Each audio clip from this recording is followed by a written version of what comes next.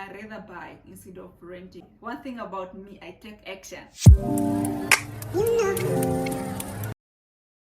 Hi guys, welcome back to my YouTube channel. If you're new here, my name is Tinashe Michelle. If you're a returning subscriber, thank you honey, thank you for tuning in. So yeah, in today's video basically is just about adulting. We're just gonna do like a story time, not really a story time, like just a normal conversation as an adult. Things that I have been learning. As you adult, you look at your vision and see like, what do I want to achieve? What do I want to have? What do I need? Like, you know, all those big girl stuff. So yeah, we're gonna have a little bit conversation on more like properties, or what I've learned recently regarding properties, because I know not only me, like sometimes you wonder, the person is renting a property worth 7,000. So then you'll be like, no, but this person can as well just buy. Why are they renting? Like, you know, I got a shock of my life. But I want to actually tackle two things. I'm gonna eat and have this conversation, because after this I need to do my school stuff. So I just felt like if I'm gonna eat, then I'd rather just record a video, and then afterwards I just take a quick shower, and then yeah, I do my schoolwork. So yeah, that's what I'm gonna do. I hope you don't get I hope I actually speak through this video properly while eating, because yeah, I'm gonna. And also, adulting, guys, is just grabbing something very fast, because if you're gonna, like, I don't know about you guys, but for me, my life's a little bit dramatic right now, because if I have to go out and get a proper meal, then that means I'll take so much time outside. I get here a little bit exhausted, and then I may not even do my school stuff. So I thought, you know what? I know this is not good food because it gives me problem. Like even at home, I don't take this at home, but it looks like Coca-Cola, it's time for them to sponsor me. So yeah, and today's meal though, so yeah, we're gonna get, I don't like chips. I'm not a fan of chips, so I got myself some bread over here, and yeah, and then I got some sauce. I'm gonna dip in. I prefer dipping in. This is some chili sauce. It's actually a lot. I don't know how I'm gonna do this. I'm gonna get right into the video. So I recently actually I don't know if it's out of curiosity, but sometimes there are things that, not out of curiosity, but sometimes there are things that I think of. If you know me, you know I'm living with my parents at my big age.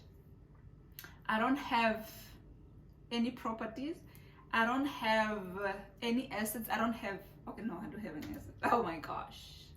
Yeah, no, I don't have an asset, whatever, but I don't have properties. I don't have like nothing, and I'm living in the city. And then I just thought to myself, I'm like, you know what, if I have to move out of my parents' house, I rather buy instead of renting, because I thought, what is the point of renting? Then what happens then in the future if I cannot afford the rent anymore?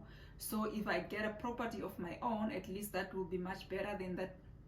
That means if something has to happen, I'll probably, looking at my age right now, if I can pay off the property within a certain period of time, if something then has to happen, I have something to lean back on. I know a property you can buy it through the bank, right? But then people will be like, no, but if you lose your job, the bank will possess it. No, but you have to hustle most to now at least pay off your property. Unlike renting, you'll be discouraged a bit and all that stuff, because it's not your property. You'll be forced to move back home and whatnot. So yeah. So homegirl, after that thought, like guys, me, one thing about me, I take action. So I picked up my phone one day and decided to call the bank just to ask what is the procedure of the procedure of pre-approval, to get pre-approval for a home loan. Now, before we even go to that pre-approval stuff, I checked out this like rent to own options and whatnot. So I called them like the following day. I called them and then find out what is the procedure for rent to own. They invited me over to their office so they can just explain, and then from there I booked a viewing with my friend.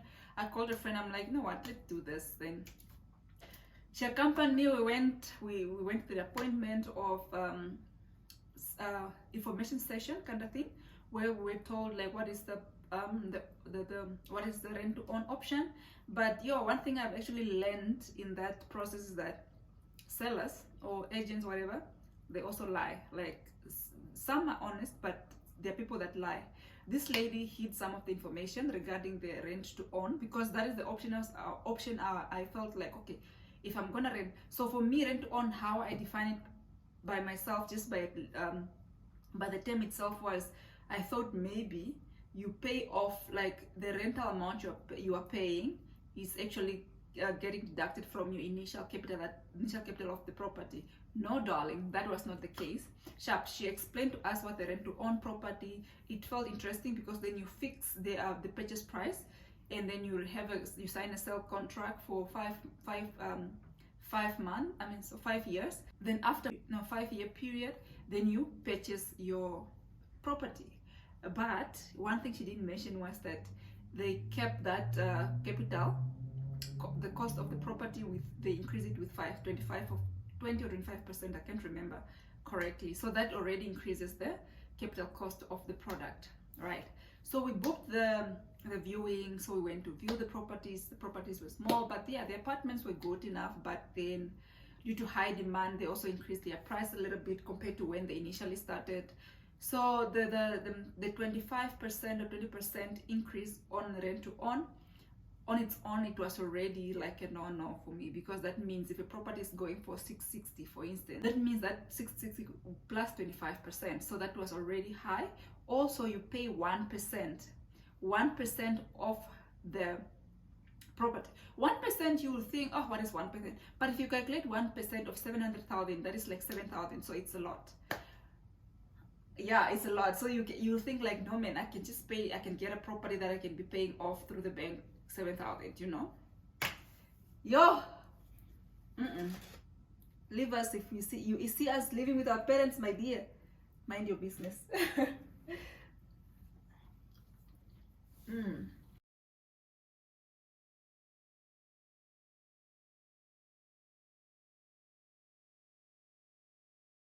I actually thought it would be easier for me to eat and talk, but no, I don't think it's easier. I don't know how people do it. After the viewing, my mind started working overtime, guys. Like, it was working non-stop, because now home girl really wants property. Because I was initially disappointed at everything, because I had high hopes of this rent to own stuff. So yeah, I got a little bit disappointed, and then I started thinking overtime. So my head started thinking overtime. My mind was just like, couldn't let me rest. So I was thinking of ways and options of how I can enter in this property, So yeah, I actually afterwards I spoke to a guy also from rent on thingy, and I asked him like, okay, listen, if I'm in a position actually, like if I have a deposit, no, it's not a deposit. I asked him like, okay, so what if I don't want to go through the bank, but I still want to buy like on a cash price, but at the current moment I don't have enough cash, but then like I paid off on like an installment kind of thing, like a high purchase. So the guy said, no, yeah, you can. You just have to send us an email, and then we'll take it through the lawyers, and then we'll give you we'll get back to you with a month installment. But first of all, you have to make a deposit, and then from there, the monthly installment comes through, and then you have to finish it within the period within a certain period of time when your property is done, because they're still building. These guys are new developers, so they're still building. Like, it's actually a great offer, but I never, like, it was a great initiative, but I actually never went with the plan, because one, levies in Windhoek are a little bit high. So I was thinking to myself, okay, sharp, I am buying an apartment here.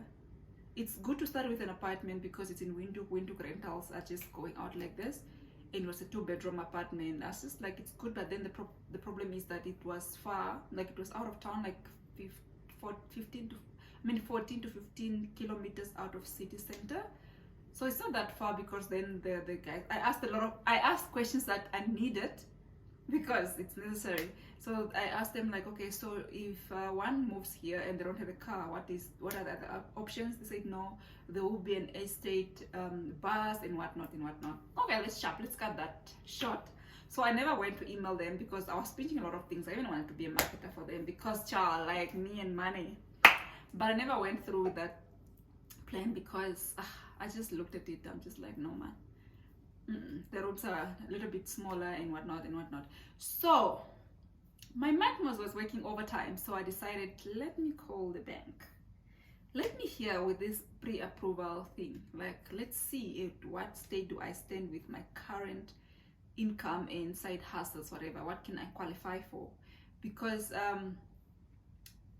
after that, I wanted to just go with the bank, because I thought to myself, I mean, like, we're gonna live, I mean, we are living on borrowed time anyway, so I can as well just buy my property through the bank if that is the only option I have right now. So I went through and then I called the bank just to ask the options of pre-approval, what are the steps and whatnot. So unfortunately, the guy that I got through the call center, I'm not going to mention different types of banks, I think, okay, maybe later in the video. So I called this guy and he told me that for pre-approval, you actually pay for it. You pay like the different prices depending which bank. Some are 500, some are 800. I was just like, no. No way I'm gonna pay for that. So I let that go. I let it slide. I'm just like, nah, sorry. So fast forward, I've spoken to somebody about it, like just property, whatnot. And then they told me, no, you know what, my girl, I was pre-approved through an email. So the gentleman just said, no, I can give you an estimate through a typed email so that you don't have to have a physical paper, because it anyways expires in 3 months. I said, girl, please send me an email of the dude. So she sent it to me, but unfortunately that gentleman never replied, because I tried calling him and then I left him a message, but he never replied, because I think it was best for me to send an email, but I was like, Then an agent calls me, like an agent for new development in Osona calls me, and she was now pinching most the sales here and there and whatnot. So I asked her, because I want the approval most for free. So I asked her, no, my girl, you know what? Hook me up with a consultant at home loans and in any bank that you work with, so I can see where I stand before we continue further, because we can be having this conversation. I can go view your properties, but what if I don't qualify? So she hooked me up. She emailed a consultant. We took it from there. It was fast, guys. I got my pre-approval letter for free. Yes.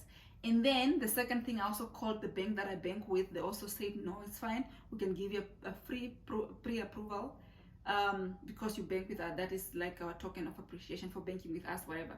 And then I got the first bank, but my bank, I'm still waiting for it. But then just for me to learn, this is actually the part where I actually felt like, yes, we are living, but we don't know these things. We are judging people that are renting 7K properties, but you don't know that it's actually very difficult for you to qualify for a 1-point-something million house, or even a 700K house. Like, we're just judging people because they are paying monthly income, monthly rental income of like 7K, 6K, guys. Didn't I get a shock of my life? Banks, one, I have most an income and a side hustle. One, if you have a side hustle, they will not consider that income in your side hustle. One, because it does not have a financial statement, unless you can register your business, but if you don't produce financial statement, the bank will not even consider that. Two, I'm not sure if they did a credit check, because normally they're supposed to check your credit worthiness for you to actually to determine what you qualify for. But this lady, because she was so fast with this, she was so fast, and I don't know if she checked credit worthiness, because she just looked at my statements and decided, okay, sharp, this lady, she have this credits going out, she have these bills going out, she have this, like I have policies most, I have insurance policy and other stuff. So she just looked at my expenditures on my statement and my income. So she calculated like 30% of my gross. Like, what will that give? The estimate on your 30% of your gross as your monthly repayment. So then your monthly repayment will be 30% of your gross. And that monthly repayment, what does it equivalent to? So if they multiply by maybe 240 month, that is 20 years, what amount will that give you without putting in interest? Yeah, no, without with interest. No, they put in with interest. Obviously, you have to now calculate backward to give you like an amount that you need to like the amount that you qualify for, that 30% of your gross. So actually you qualify 30% of your gross. So I was thinking to myself, I'm like, what the hell, man? Like, so for instance, guys, I know like a lot of us Namibians are not paid well. We are not paid well. So I looked at it, I'm like, okay, sharp, 30%. I even forgot about my salary by that time. I'm just like 30% of my income, right? So let's say, I know a lot of people don't even reach 20K, but let's just try it. So if you earn 20% as your gross income, right? 20% times 30%. That means your repayment amount will be 6K, right? 6K. So around 6K, your qualifying amount will probably be around 600,000, maybe, or 500 and something thousand. Like, where would you get a property in Wintu at the cost of 500,000? So I asked this homegirl, I'm like, but I have a side hustle. So what about that? Said, no, you have to produce financial statements. I'm just like, but it comes into your bank, and you guys are always calling me and say like, upgrade to this card.